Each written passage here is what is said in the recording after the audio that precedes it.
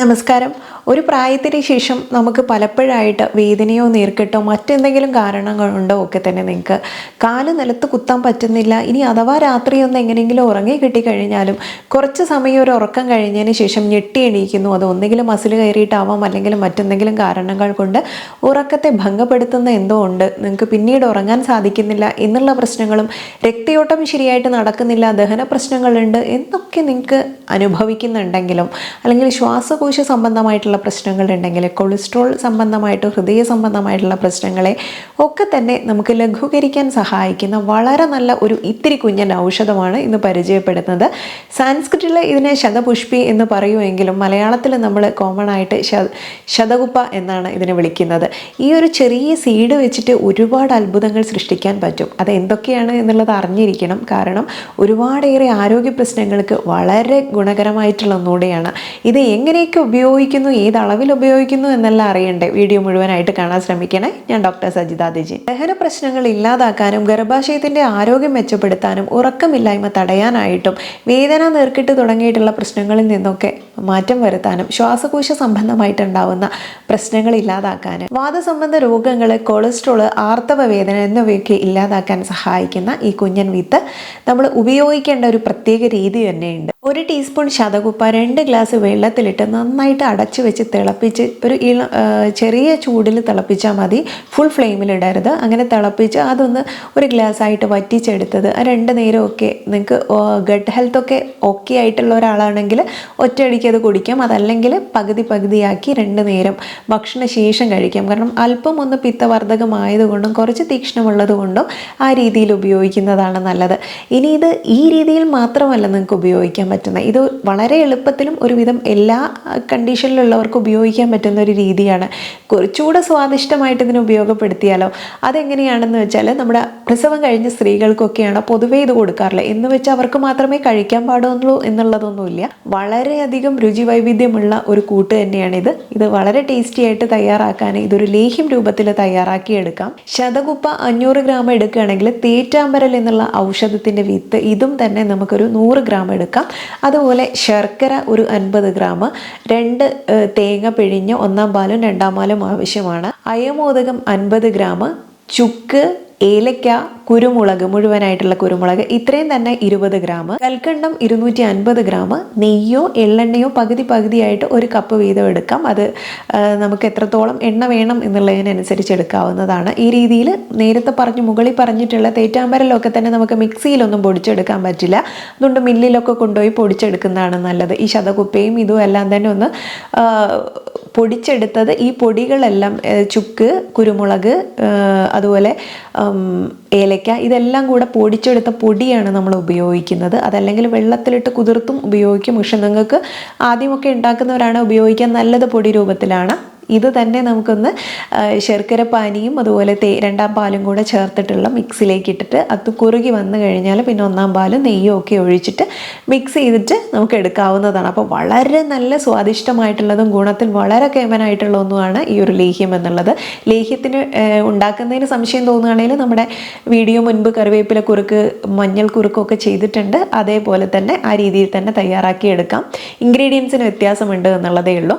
അപ്പോൾ ഇത് നമുക്ക് പ്രസവം കഴിഞ്ഞിട്ടുള്ള സ്ത്രീകളാണെങ്കിൽ പാല് വർധനവിനും ഒക്കെ തന്നെ സഹായിക്കുന്നതാണ്. മാത്രമല്ല ഗർഭാശയ ശുദ്ധിക്ക്, പിന്നീട് ഉണ്ടാകുന്ന ആർത്തവ പ്രശ്നങ്ങളൊക്കെ ഉള്ളവരാണെങ്കിൽ അത് മാറ്റാനായിട്ടായാലും ദഹന പ്രശ്നങ്ങൾ കണ്ടുവരുന്ന ഒരു സമയമാണ്. അപ്പം അതിനെയൊക്കെ മാറ്റാനൊക്കെ സഹായിക്കുന്നതാണ് ഈ രീതിയിൽ തയ്യാറാക്കുന്ന കൂട്ടും. വാതഗ്നം, ദീപനം, സ്തന്യം, പിത്തകൃത്, രുചിവർദ്ധനം എന്നുള്ളതും ഇതിനെക്കുറിച്ച് തന്നെയാണ് പറയുന്നത്. നമുക്ക് നാവിന് ടേസ്റ്റ് തരാനും അതുപോലെ മുലപ്പാൽ വർദ്ധിക്കാനും പിത്തത്തെ ചെറുതായിട്ടൊന്ന് കൂട്ടുന്നു എന്നുള്ളതേ ഉള്ളൂ.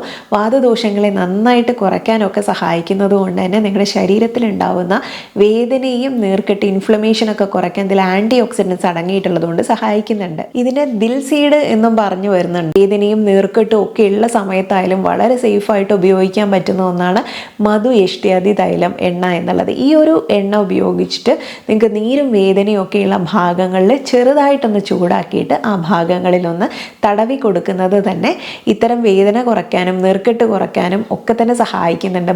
ഈ ഞരമ്പുകളിലേക്കൊക്കെയുള്ള രക്തയോട്ടം കൂട്ടാനായാലും ഞരമ്പിനൊക്കെ നല്ലൊരു ബലം വരാനും ഒക്കെ തന്നെ സഹായിക്കുന്നതാണ്. കാലിൻ്റെയൊക്കെ ശക്തി കുറഞ്ഞു വരുന്ന ഒരു അവസ്ഥയൊക്കെ ഉണ്ടാവാറുണ്ട് ആ ഭാഗത്തേക്കുള്ള രക്തയോട്ടമൊക്കെ കുറയുമ്പോൾ. അപ്പോൾ അതൊക്കെ മാറ്റാൻ പറ്റുന്ന നല്ലൊരു എണ്ണയാണ്. പിന്നെ നിങ്ങൾക്ക് ആങ്ഷൈറ്റി പ്രശ്നങ്ങളോ കൂടുതൽ ചിന്താകുലരായിട്ടിരിക്കുന്ന ഒരവസ്ഥയോ ഇടയ്ക്കിടയ്ക്ക് തലവേദന ബുദ്ധിമുട്ടുകളൊക്കെ വരുന്നവർക്ക് തലയിലൊന്ന് മസാജ് ചെയ്ത് പിടിപ്പിക്കാനും ഇത് ഏറെ അഭികാമ്യമാണ്. ഇനി ഡോക്ടറിൻ്റെ വിധിപ്രകാരം മാത്രം ഇത് ചില സമയങ്ങളിൽ സന്ദർഭങ്ങളിലൊക്കെ തന്നെ നമുക്ക് നസ്യത്തിനായിട്ടും ഉപയോഗിക്കാറുണ്ട്. തരിപ്പ്, വേദന, ഉറക്കക്കുറവ്, ഇടയ്ക്കിടയ്ക്ക് സൂചി കുത്തുന്നത് പോലെയുള്ള ഒരവസ്ഥ, ഇടയ്ക്ക് നിങ്ങൾക്ക് മസിൽ കയറിയിട്ടുണ്ടാവുന്ന ഒരു മസിലിനൊക്കെ ഉണ്ടാവുന്ന ഒരു വലിവും ബുദ്ധിമുട്ടുകളും ഇതൊക്കെ മാറ്റാൻ ഈ ഒരു ഓയിൽ അപ്ലൈ ചെയ്യുന്നതുകൊണ്ട് സാധിക്കുന്നുണ്ട്. ഇതുപോലെ സ്കിന്നിൽ ചൊറിച്ചിലോ തടുപ്പോ ബുദ്ധിമുട്ടുകളൊക്കെ ഉണ്ടെങ്കിൽ അത്തരം ഭാഗങ്ങളിലും നിങ്ങൾക്ക് ഈ മധുവിഷ്ട്യാദി തൈലം ഉപയോഗിക്കാം. പനി, ചുമ, ജലദോഷം, ആസ്മ, കഫക്കെട്ട്, തൊണ്ടവേദന തുടങ്ങിയ രോഗങ്ങളെയൊക്കെ ശമിപ്പിക്കാനും കഫത്തിൻ്റെ ഉൽപ്പാദനം കുറയ്ക്കാനും അതുപോലെ ദഹനക്കേട്, വിശപ്പില്ലായ്മ, രുചിയില്ലായ്മ, വായുകൂപം, വയറുവേദന, വയറിളക്കം ഇതൊക്കെ ഉപയോഗിക്കാം. അതുപോലെ വാതരോഗങ്ങൾ, നീരുവേദന ഇതിന് ഉപയോഗിക്കുന്നതിന് കൂടെ അസ്ഥിൻ്റെ ഒരു ബലം വർദ്ധിപ്പിക്കാനും മുറിവുകളൊക്കെ സുഖപ്പെടുത്താനും വ്രണരോപണമായിട്ടുള്ളതാണ്. ചർമ്മരോഗങ്ങൾക്കും നേത്രരോഗങ്ങൾക്കും ഉപയോഗിക്കുന്നു. ഇനി രസായന ഗുണങ്ങളും ഉണ്ട് ഇതിന്. വാർദ്ധക്യം തടയാനും ലൈംഗിക ശേഷി വർദ്ധിപ്പിക്കാനും ശരീരഭാരം കുറയ്ക്കാനും ഒക്കെ ഉപയോഗിക്കുന്നുണ്ട്. ഹൃദ്രോഗത്തിനും വളരെ ഉപയോഗപ്രദമായിട്ടുള്ളതാണ്. കിഴിയിടാനുള്ള മരുന്നുകളിലെ ഒരു ചേരുവ തന്നെയാണ് ശതകുപ്പ. ഇതിൻ്റെ ഇലകൾ ഭക്ഷ്യയോഗ്യമായിട്ടുള്ളതാണ്. ഇലകൾ പഞ്ചകർമ്മ ചികിത്സയിലും എനിമ തെറാപ്പിയിലൊക്കെ നമ്മൾ ഉപയോഗിച്ച് വരുന്ന ഒന്നുകൂടിയാണ്. ഇതിൻ്റെ വിത്തിൽ അടങ്ങിയിട്ടുള്ള ഗ്ലാസിയോവയാനിൻ എ എന്നുള്ളൊരു ഘടകത്തിന് ക്യാൻസർ കോശങ്ങളുടെ വളർച്ച തടയാനുള്ള ഒരു കഴിവുണ്ട് എന്നുള്ളതും കണ്ടെത്തിയിട്ടുള്ളതാണ്. ഒരു ടീസ്പൂൺ ചതകുപ്പി എടുത്തിട്ട് ഈ വിത്ത് ഒരു ഗ്ലാസ്സിൽ വെള്ളത്തിൽ കുറച്ച് സമയം തിളപ്പിച്ച് അരിച്ചെടുത്ത ശേഷം ചെറു ചൂടോടെ കുടിക്കാമെന്ന് പറഞ്ഞു ഞാൻ നേരത്തെ. അത് നമുക്ക് വിശപ്പില്ലായ്മ ഉണ്ടെങ്കിലോ രുചിയില്ലായ്മയോ വയറുവേദന, ഗ്യാസ് ട്രബിള്, നെഞ്ചെരിച്ചിൽ ഇതൊക്കെ മാറ്റി കിട്ടാൻ നല്ലതാണ്. 1/2 ടീസ്പൂൺ ശതകുപ്പയുടെ വിത്തും കൽക്കണ്ടവും ചേർത്ത് പൊടിച്ച് ദിവസവും 1-2 തവണ വീതം കഴിച്ചാൽ ചുമ, ജലദോഷം, തൊണ്ടവേദനയൊക്കെ മാറ്റാനും കൂടെ ഇത് സഹായിക്കും.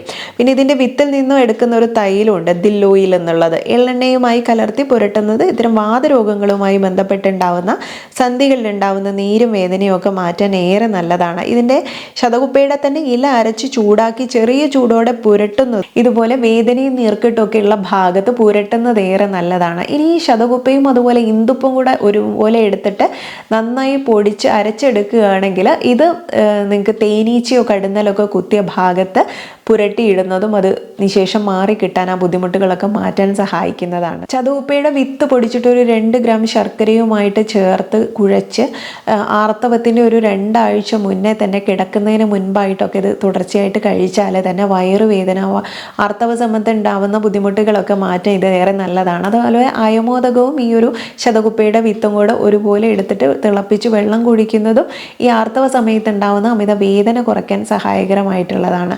ഇനി അതുപോലെ കുട്ടികളിലുള്ള വിരശല്യം ഉണ്ടെങ്കിൽ 2 ഗ്രാം ശതകുപ്പയുടെ വിത്ത് ഒന്ന് ഡ്രൈ റോസ്റ്റ് ചെയ്ത് പൊടിച്ചെടുത്ത് അത് മോരിൽ ചേർത്തിട്ട് കൊടുക്കുന്നത് ഈ വിരശല്യം കുറയ്ക്കാൻ സഹായിക്കും. ശുഷ്ക അർശസ് കൊണ്ട് ഗുദവലിയിൽ ഉണ്ടാവുന്ന നീരും വേദനയും കുറയ്ക്കാനായിട്ട് വയമ്പും ശതകുപ്പയും കൂടെ സമം ചേർത്ത് അരച്ചെടുത്തിട്ട് അത്തരം ഭാഗങ്ങളിൽ പുരട്ടി കഴിഞ്ഞാൽ ആ നീർക്കെട്ടും വേദനയും ഒക്കെ മാറ്റുന്നതായിട്ട് കാണാറുണ്ട്.